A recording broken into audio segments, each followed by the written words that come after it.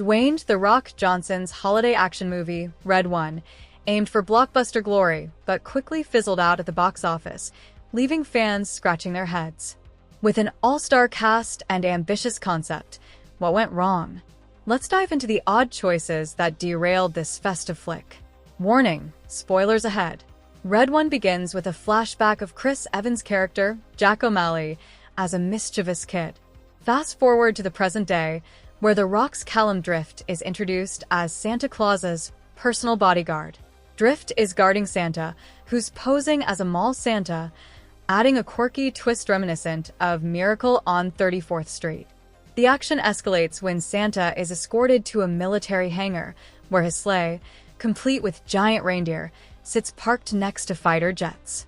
Let me quickly point out how noticeable the CGI looked in every reindeer scene. Well, I have seen worse. Anyways, the US military assigns 2 pilots to escort Santa's sleigh during takeoff, but once it blasts into light speed, I was left wondering, why the jets? Santa's speed makes them pointless, adding an unnecessary layer of confusion to the narrative. One of the most jarring moments in the film involves a scene where Drift interrogates Jack using a sentient polar bear. Captured by the villain director Harlow, is subjected to, quote, enhanced interrogation as the polar bear cracks his bones. Oddly, the film plays this for laughs, parodying intense spy thrillers like Zero Dark 30. Who here has been in a helo crash before? This tonal clash feels especially off in a story centered on Santa, whose mission is to reward good behavior rather than punish the bad. It also contradicts the villain Gryla's motivation to punish humanity, making the narrative feel inconsistent and morally confusing. The film leans heavily on acronyms like MORA, which means Mythological Oversight and Restoration Authority, and ELF, or ELF, which means Enforcement, Logistics, and Fortification. While MORA echoes the MCU's shield, ELF felt like a forced joke throughout the movie. Adding to the confusion, Drift becomes defensive when Jack mistakes him for an actual elf, despite traditional elves existing in this universe. Things get even stranger with Santa's operations.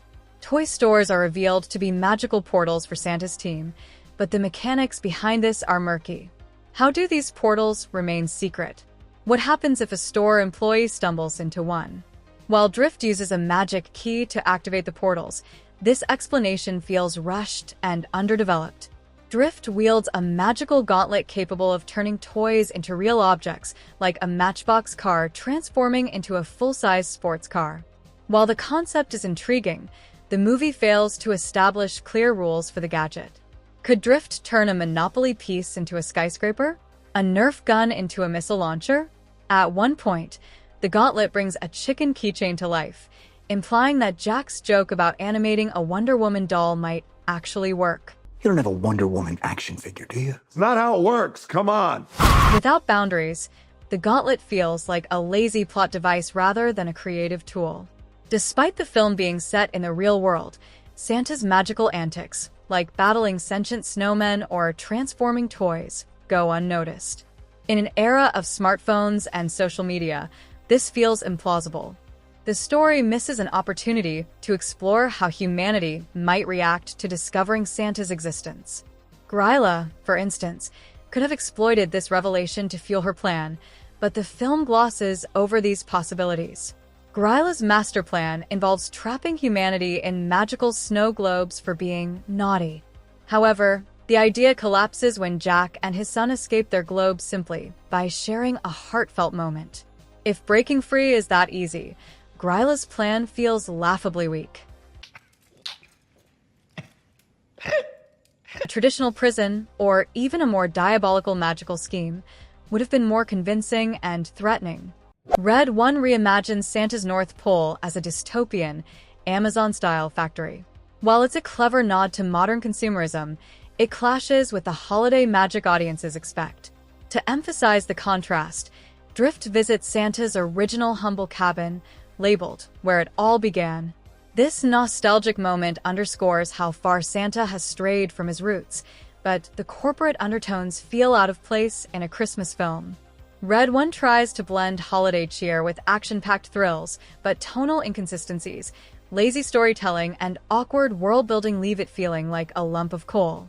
While the premise had potential, the film struggles to deliver the magic and joy expected from a Christmas movie. Did Red One capture your holiday spirit, or did it miss the mark for you? Let us know your thoughts in the comments.